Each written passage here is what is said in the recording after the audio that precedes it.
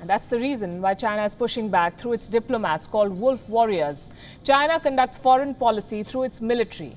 What's happening on the border with India is a way to distract the world from China's virus export. An attempt to buy time and deal with this crisis of credibility. The military offensive provides the perfect distraction. The only problem is that the world is not falling for it. U.S. Secretary of State Mike Pompeo has said that America is reviewing its global deployment of forces. He acknowledges that China's challenge in Ladakh is a threat. He mentioned the growing Chinese aggression in the South China Sea and hinted at an increased military presence in the Indo-Pacific.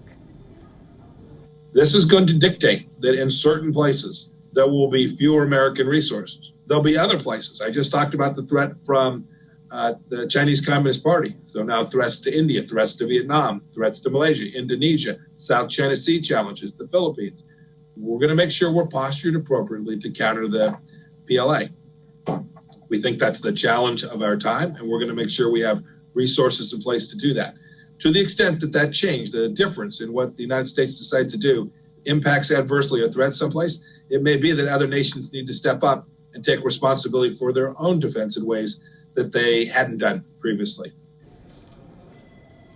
And this is bad news for Beijing. An increased presence of American troops will put more pressure on the PLA, a defense force that has not fought a war for more than 3 decades now. Already, the burden of the truth seems to be cracking Beijing.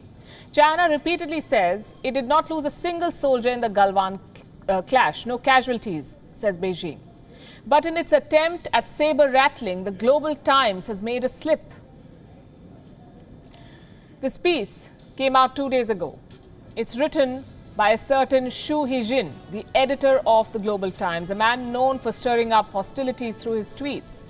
He sings praises of the PLA in this write-up too. He calls it a glorious army and threatens India. He says, do not mess with the PLA. But towards the end of this, Mr. Xu spills the beans. And I'm quoting, the dead have been treated with the highest respect in the military, and the information will eventually be reported to the society at the right time so that heroes can be honored and remembered as they deserve. Apparently, this was an attempt to pacify the families of soldiers who died in the Galwan clash. Reports say there's a video that has gone viral in China. The video shows families of the Chinese soldiers killed in action. They're outraged because the soldiers were given no honor, no acknowledgement.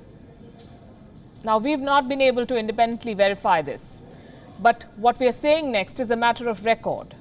China denies any casualties, and now Xu Hijin has single-handedly punctured those claims, not once but repeatedly. Before he wrote this piece, he sent out a tweet. It says that China is not releasing its casualty numbers as a goodwill measure to, quote-unquote, avoid stoking public mood. He says that he is a former soldier turned journalist, and if Beijing appointed him as China's mouthpiece, maybe they should consider replacing him, because thanks to him, no one believes that China had 0 casualties.